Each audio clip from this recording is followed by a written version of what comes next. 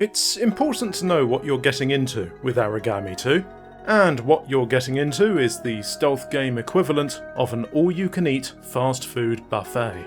This is about serving up players as much NPC trash as they can possibly handle, to knock out, to kill, to eviscerate, to manipulate, to destroy, in all of the ways that stealth games have given us, and more.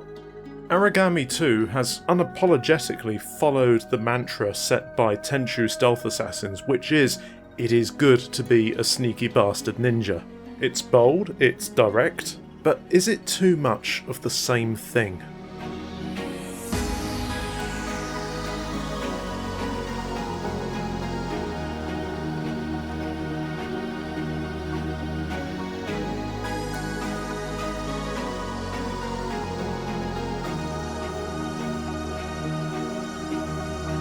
Now I know there's always a danger of using food metaphors with reviews and it shouldn't be done, but honestly that is the thing I think of most when I think back to my time with Aragami 2. I not only feel like I've been served a fast food buffet, I feel like I'm bloated enough to have eaten one. I mean, good god, there are 50 missions in Aragami. 51, actually, but let's just say 50 for the sake of, it being a nice round number. 50! 50 rounds of doing almost the same thing, again and again and again and again. There is some variety, don't get me wrong, there's occasionally some really interesting environments to navigate your way through. It feels like the locations in this game actually have some lore to them, which never really got its chance to shine throughout the narrative. And we'll talk about that for sure, among other things. But yes, going back to the objectives that you're given in this stealth game, you are either looking for an item or series of items to steal, or possibly looking for some targets to eliminate, an NPC you need to rescue, a conversation you need to listen to, or every once in a while some oddball objectives like paying respects. Seriously? Okay. The various systems you would expect to find in a stealth game are all here, present and correct. Enemy states of awareness will graduate from passive to active in readily understandable ways, and despite that I would say it's quite an easy game to play through if you're a seasoned stealth game player, if you get too cocky the AI will punish you for it. And if you're someone who played and enjoyed the original Tenchu games, then Aragami 2 is definitely something you might want to look into.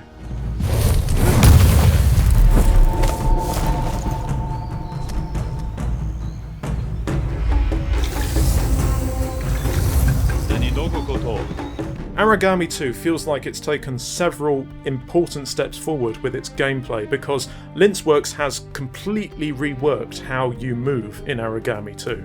It's a lot more fluid and dynamic, and that's part of what made the gameplay, for me at least, compelling enough to persevere, even though the missions for the most part didn't engage me all that much.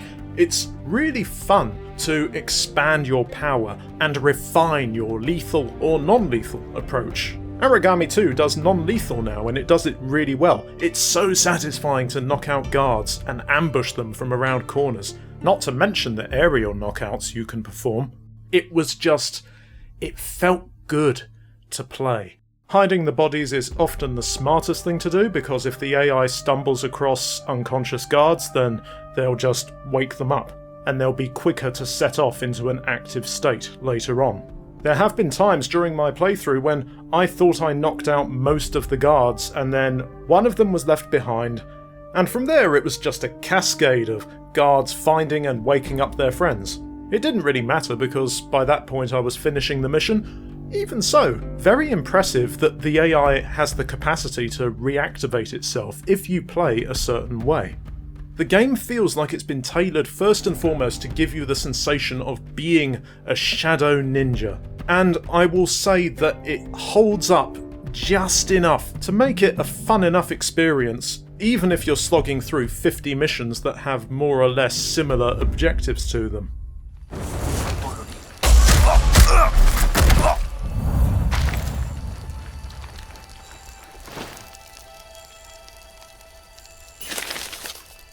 The environments are doing a lot of the heavy lifting here, to the extent where I actually looked forward to seeing what was next.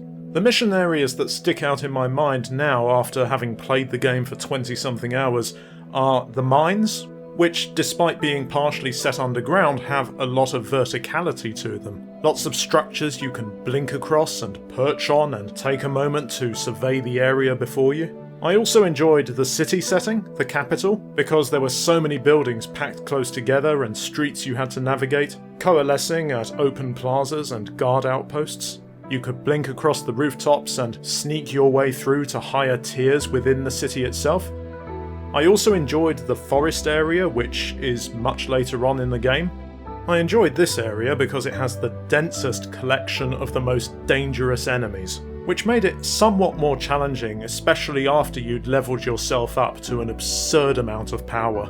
Oh yes, and the palace gardens as well, gotta give that one a shout out. Really big open area, lots of details to appreciate, and a couple of genuinely interesting missions to play through. Each area within the game has its perks. There's verticality and secrets and cleverness in the way that they've been designed. These places felt really interesting to move through. I'd go so far as to say that they look gorgeous, particularly the nighttime areas. I just think with the amount of missions that are packed into these spaces, it kind of gets old going through the same things again and again, even if the enemies are slightly more advanced than they were the last time around. Even if the objective isn't this time go and find 5 random things, and instead it's go and kill a couple of random people. Also, Aragami 2 does this thing where it has a fairly large mission area, but it will partition it, kind of like Assassin's Creed, so you can only go to a certain part of the area to complete the mission. And that made me a little bit sad because I thought, well, instead of having multiple missions with all of these different objectives, why not just have one really good mission set in the whole level where things change and you're being given evolving objectives? More importantly, it might give you a chance to meet some interesting characters, maybe learn a bit about the area that you're in and what it's being used for. Who are the people who work in these mines? Who lives in this palace? Why is the capital city contested ground? Why do we care? In all honesty, I can't tell you much about the narrative. Aragami 1 had a really simple, straightforward narrative. It wasn't anything that will win any awards, but it worked because you knew what the score was from the outset. And that narrative changed as you progressed through the game. They had these really nice hand-drawn cutscenes. You were playing as an actual character. Yes, it was a shadow spirit summoned for vengeance, but you had a character to work with who was asking his summoner questions, and whose story developed as the game progressed. I didn't find any of that connection with the character you're playing as here. I can't even remember their name, and I know they have a name. Aragami, Saino Miyana-sho. Saruvako. Mia, Kishi, Osu Mednai. Your powers and tools in this game have been expanded in a big way. Although you can't use those cool shadow beasts to kill, at least not at first, you do get access to various powers that allow you to use lethal and non-lethal means to take down the enemies around you.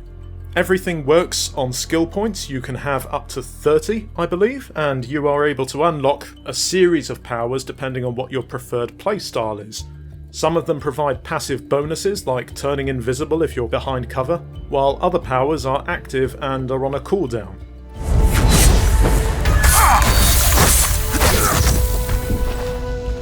One thing I thought was a bit of a shame for us to lose was, in the first game, if you chose to use a power to make things easier for yourself, like taking an enemy out at a distance with a shadow knife or whatever, you then had to go and stealth kill an enemy using a shadow technique to recharge a power usage.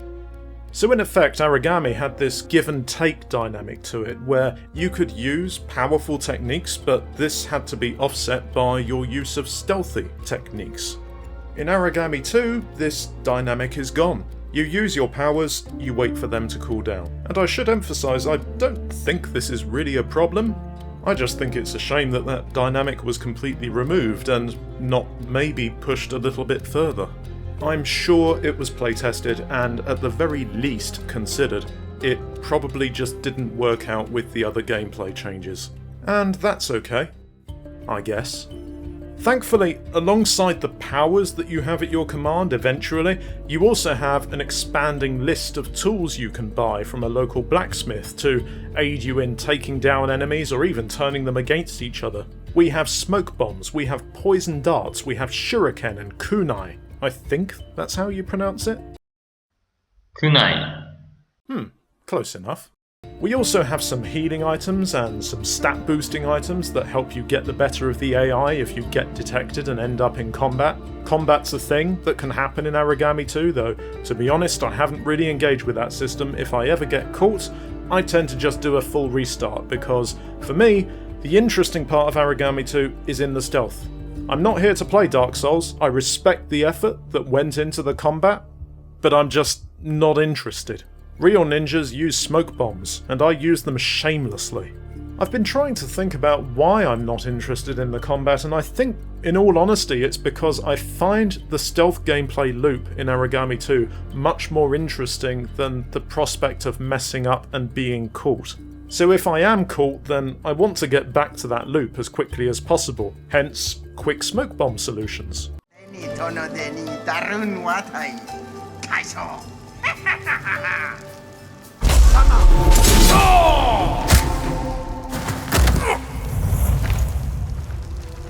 Oh yeah, and if you're caught by a single enemy, then you can just throw an amnesia needle at them and they'll forget why they were there.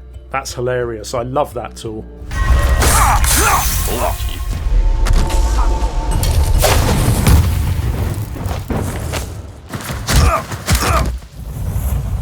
The stealth gameplay loop in Aragami 2, certainly compared to something like, say, Filcher, is very compact.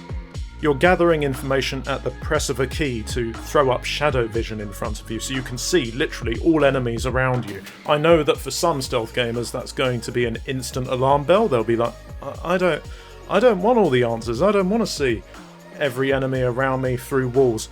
In this game, it works only because the speed of the thing is what keeps you engaged. As soon as you start adjusting to Aragami 2's flow, you realise that you are having the most fun when you are rushing through and just knocking out or killing everything in your path.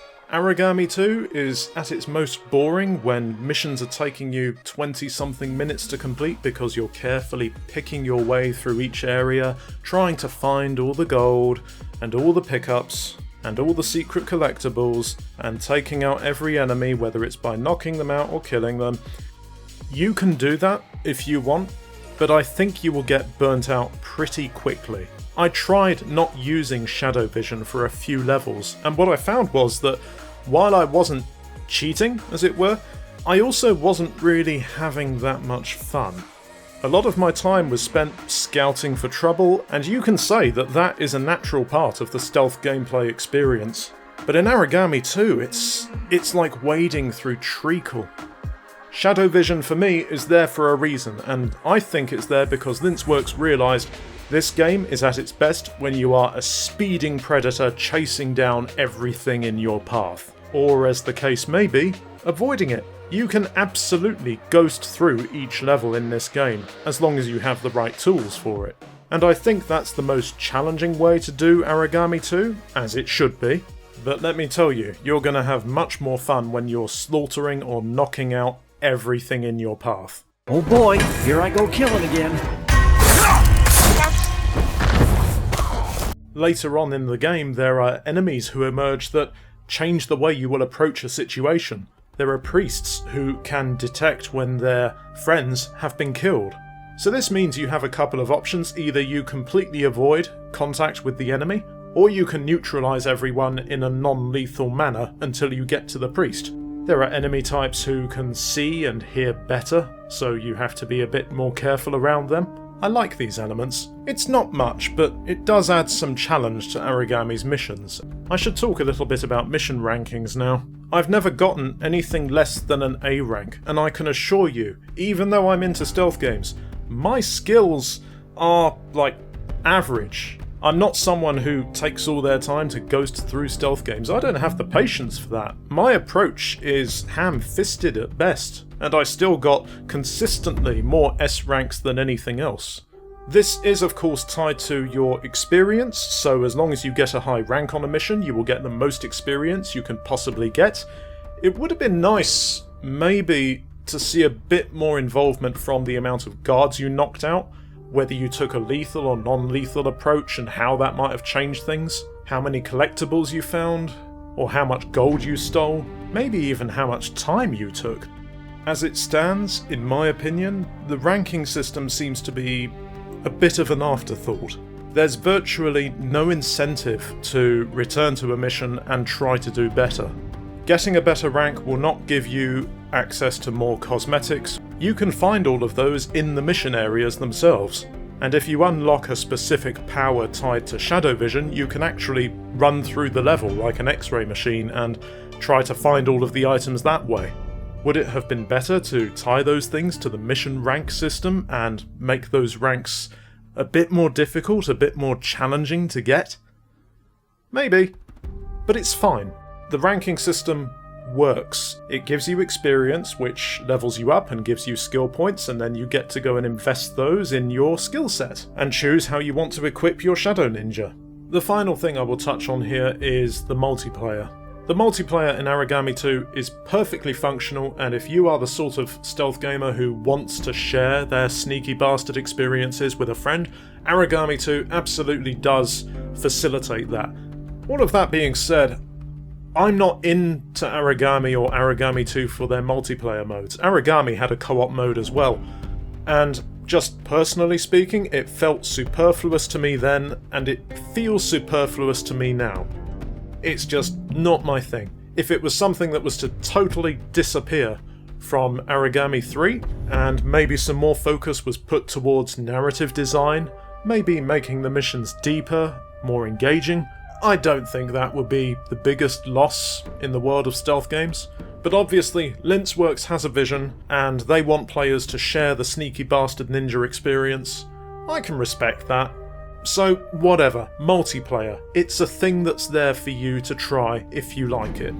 The one multiplayer game I had was the one time I lost a mission in Aragami 2, because my colleague died twice, and apparently that's enough to fail a mission. And I didn't know this until it happened, but that's how you fail a mission in Aragami 2. If 2 players are defeated, or 1 player is defeated twice, that's it. Mission over.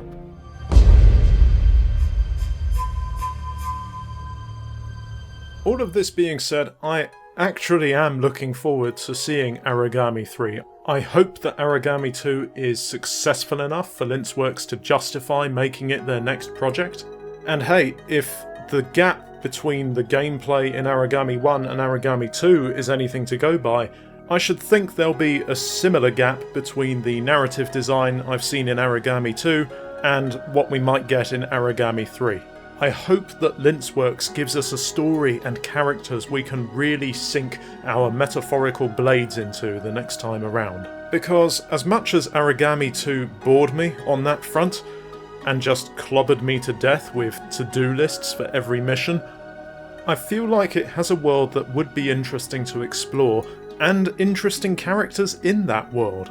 I can almost feel them banging on the walls of Aragami 2, trying to get out, but the game just never opens up the space to allow that to happen. So while I can't exactly say Aragami 2 is at the top of my most recommended list, I'll say that if you're into a more casual form of stealth game that offers you the space to get a bit crazy and go nuts with the AI, if you enjoy absolutely dominating NPCs with stealth kills and powerful tools, and you don't much care about the story involved, Aragami 2 should be fairly attractive by those measures. Aragami 2 does suffer from the occasional visual or technical glitch. However, it gives you repeated quick fix hits of intense stealth-based engagements. Just maybe do your best to inject some variety into it as you go, otherwise you may feel somewhat overwhelmed by how repetitive Aragami 2 can be. Thank you for watching.